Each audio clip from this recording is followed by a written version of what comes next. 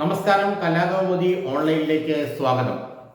SNDP യോഗം general secretary Vellappally Natesan മാധ്യമപ്രവർത്തകനെതിരെ തട്ടിക്കയറുകയും മൈക്ക് പിടിച്ചു വലിച്ച് എറിയാൻ ശ്രമിക്കുകയും ചെയ്ത വിഷൽ ഇപ്പോൾ നമ്മളെല്ലാവരും കണ്ടു. സത്യത്തിൽ എന്താണ് വെള്ളാപ്പള്ളിക്ക് പറ്റിയത്? മറ്റൊന്നുമല്ല, ഭരണം മാറും എന്ന് ഉറപ്പായതോടെ വെള്ളാപ്പള്ളി നടേശന് നില തെറ്റിയെന്നാണ് SNDPയിലെ വെള്ളാപ്പള്ളി വിരുദ്ധർ രഹസ്യമായി പറയുന്നത്. ഇനി വരാൻ പോകുന്ന സർക്കാർ തനിക്കെതിരെയുള്ള കേസുകൾ കുത്തിപ്പൊക്കുമോ എന്ന ഭയം നന്നായുണ്ട്. കാരണം ഇനി വരാൻ പോകുന്ന സർക്കാർ അത് UDF സർക്കാരാണെങ്കിൽ വെള്ളാപ്പള്ളിയുടെ കയ്യിൽ നിൽക്കുന്ന ആരും തന്നെ UDFന്റെ നേതൃത്വത്തിൽ ഇപ്പോൾ ഇല്ല. അങ്ങനെ വരുമ്പോൾ UDFന്റെ നിർണായക ശക്തിയായ മുസ്ലിം ലീഗ് ഭരണത്തിലിരിക്കുമ്പോൾ തനിക്കെതിരെ പ്രതികാര നടപടികൾ ഉണ്ടായേക്കാമെന്ന് വെള്ളാപ്പള്ളി നടേശൻ ഭയക്കുന്നതായാണ് SNDPയിലെ വെള്ളാപ്പള്ളി വിരുദ്ധർ പറയുന്നത്. കാരണം മൂന്നാം തവണയും പിണറായി വിജയൻ സർക്കാർ അധികാരത്തിലെത്തുമെന്ന് പ്രതീക്ഷിച്ചാണ് മലപ്പുറത്തെക്കുറിച്ചും മലപ്പുറം ജില്ലയെക്കുറിച്ചും അവിടെയുള്ള മുസ്ലിം ലീഗിന്റെയും മുസ്ലിം സമുദായത്തിന്റെയും സർവാധിപത്യത്തെക്കുറിച്ചും പലതവണ വളരെ രൂക്ഷമായ പരാമർശങ്ങൾ വെള്ളാപ്പള്ളി നടേശൻ നടത്തിയത്. എന്നാൽ ഭരണം മാറി വരുമെന്നും അടുത്ത തവണ UDF അധികാരത്തിൽ വരാൻ സാധ്യത കൂടുതലാണെന്നും മനസ്സിലാക്കിയതോടുകൂടി വെള്ളാപ്പള്ളി നടേശന്റെ നില തെറ്റിയതായാണ് ഇപ്പോൾ SNDPയിൽ നിന്നുള്ള വെള്ളാപ്പള്ളി വിരുദ്ധർ നമ്മളോട് പറയുന്നത്.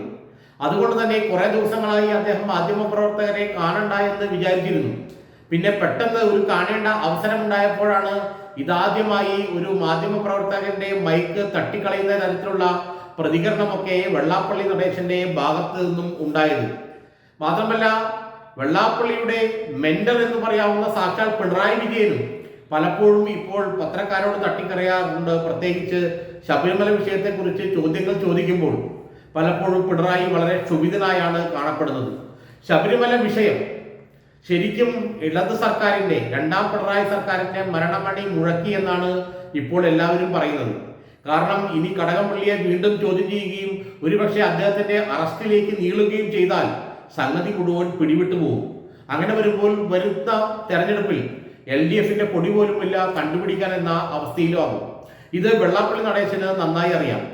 UDFിൽ നിന്ന് കോൺഗ്രസിൽ ആര് മുഖ്യമന്ത്രിയായാലും കോൺഗ്രസിൽ നിന്നോ മുസ്ലിം ലീഗിൽ നിന്നോ തനിക്കൊരു സഹായം ഉണ്ടാകില്ല എന്ന് നല്ലവണ്ണം വെള്ളാപ്പള്ളിക്ക് ബോധ്യമുണ്ട്.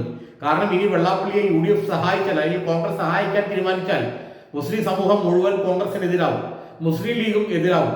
അതുകൊണ്ട് മുസ്ലിം ലീഗിനെ പേടിച്ചിട്ടെങ്കിലും കോൺഗ്രസിലെ ഒരു നേതാവും ഭരണം കിട്ടിയാൽ വെള്ളാപ്പള്ളിയെ സഹായിക്കാൻ ഉണ്ടാവില്ല. ഇത് വെള്ളാപ്പള്ളിക്ക് നന്നായി അറിയാം.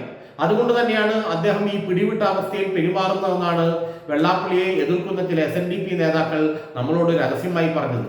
കഴിഞ്ഞ കുറെ ദിവസങ്ങളായി ഭരണം മാറുമെന്ന സൂചന കിട്ടിയതോടുകൂടി വെള്ളാപ്പള്ളി നടേശൻ ആകെ പരിഭ്രാന്തിയിലാണെന്നാണ് റിപ്പോർട്ടുകൾ സൂചിപ്പിക്കുന്നത്. അദ്ദേഹം പലയിടത്തും പല സമയങ്ങളിലും അദ്ദേഹം മൂന്നാം തവണ കണ്ണടച്ച് പിണറായി വിജയൻ മുഖ്യമന്ത്രിയാകുമെന്നൊക്കെ വീമ്പിളക്കിയെങ്കിലും ഇപ്പോൾ സ്ഥിതിഗതികൾ കാറ്റ് മാറി വീശുന്നത് അദ്ദേഹവും മനസ്സിലാക്കി. അതുകൊണ്ടാണ് ഇത്തരത്തിലുള്ള പ്രവർത്തികൾ വെള്ളാപ്പള്ളിയുടെ ഭാഗത്ത് നിന്ന് ഉണ്ടാകുന്നതെന്നും, കാരണം UDF അധികാരത്തിൽ വന്നാൽ പിന്നെ മുസ്ലിം ലീഗിന് വലിയൊരു അപ്പർ ഹാൻഡ് ആ ഭരണത്തിൽ ഉണ്ടാകുന്നുള്ള കാര്യത്തിൽ ആർക്കും തർക്കമില്ല. ഇനി വെള്ളാപ്പള്ളിയെ സഹായിക്കുന്ന നിലപാട് മുസ്ലിം ലീഗിനോ കോൺഗ്രസിനോ കൈക്കൊള്ളാൻ കഴിയില്ല. കാരണം അദ്ദേഹം അതിനപ്പുറത്തേക്ക് കടന്നു പോയി എന്നുള്ളതാണ് യാഥാർത്ഥ്യം.